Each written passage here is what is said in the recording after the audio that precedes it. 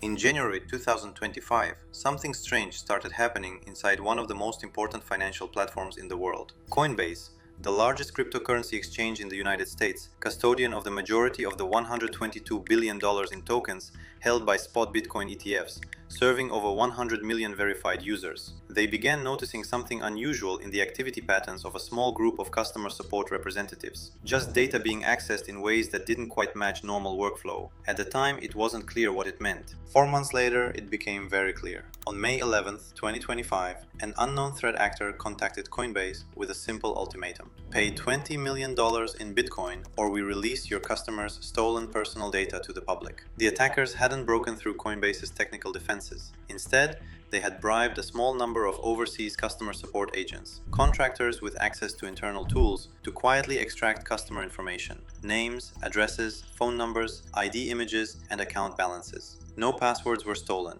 No funds were taken, but the personal data of a subset of Coinbase users was gone. 4 days later, on May 15th, Coinbase CEO Brian Armstrong posted a video on social media. His response was direct. We are not going to pay your ransom. Instead of paying the ransom, Coinbase offered a $20 million reward for information leading to the arrest and conviction of those responsible. It was a principled stand. But what had actually happened and how it happened?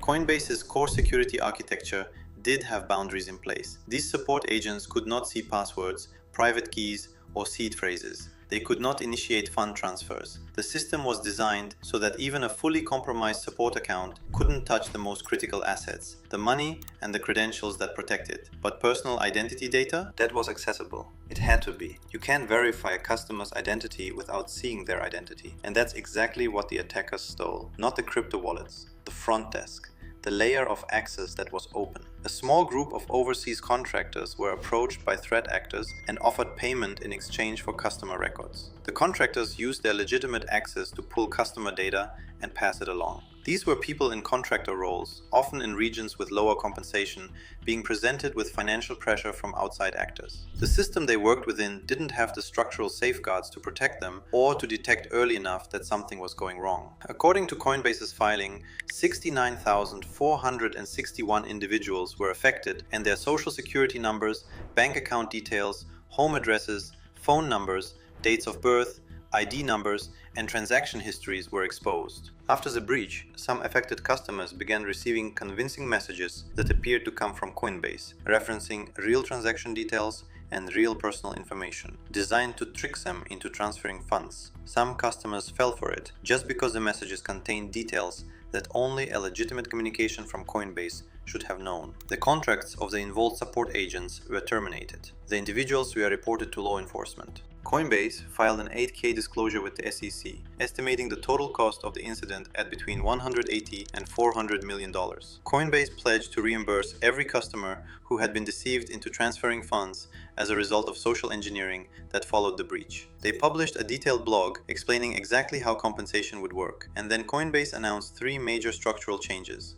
First, improved access controls and detection systems for internal tools, specifically around customer support operations. Second, a commitment to rebuild and relocate customer support operations with stronger structural oversight. Third, the $20 million reward, a bounty that Coinbase would pursue accountability rather than quietly make the problem disappear. Their stocks dropped 7% in the immediate aftermath. Days before Coinbase was scheduled to join the S&P 500 that was supposed to signal the maturation of the cryptocurrency industry. Instead, the headlines were about the breach. Every role should have access to the minimum information required for the specific task. Transaction histories, government IDs, and financial details should require elevated authorization tied to specific case types. This protects the people in those roles just as much as it protects the data. You can't build precise access rules if you don't know what sensitive information you actually have and where it sits across the environment. Sensitive files in forgotten shared drives, customer records, and documents with drifted permissions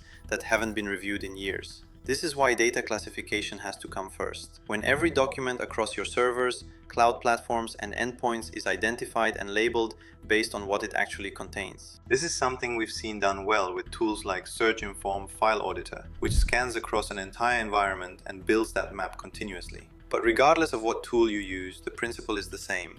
You can't protect what you haven't found and categorized. Early awareness, and this is where the Coinbase timeline becomes the most instructive part of the entire case. Coinbase noticed unusual patterns in January. The ransom demand came in May. That's a 4-month window where the scope of what was happening grew. More data was accessed and the eventual cost climbed into a $400 million event. The way you compress that window is through behavioral analysis. Every organization has a natural rhythm, the way data moves between teams and the volumes they typically work with. When you have a clear picture of what that rhythm looks like, deviations stand out. A support agent who normally interacts with 50 records a day suddenly accesses 500, and the patterns shift in ways that don't align with normal. This is something that solutions like Search Inform Risk Monitor handle well, building that baseline picture of normal patterns and surfacing the moments that look different. In the Coinbase case, the difference between a January detection with rapid understanding and a May discovery after a ransom demand is potentially hundreds of millions of dollars. Take care of your extended teams. As organizations grow, outsourcing operational functions is practical and often essential. The people in those roles become part of how your business operates, and they deserve the same structural support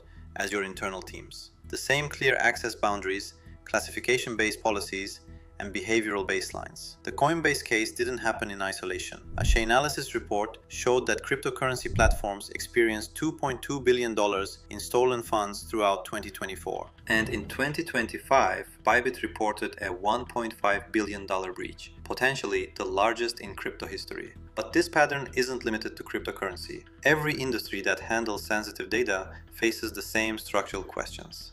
Healthcare, financial services, retail, only the specifics change, but the fundamentals don't. Coinbase will recover. They have the resources, the leadership, and the resolve. Armstrong's refusal to pay the ransom and the decision to offer a reward instead sent a clear message about the kind of company Coinbase intends to be. But for most organizations, a $400 million lesson isn't one they can afford to learn firsthand. The Coinbase breach is ultimately a story about structure and about the difference it makes when the right framework is in place to support the people doing the work. The only question is whether you build it before or after you need it, and that question answers itself. Thank you for watching this video. Stay safe and secure.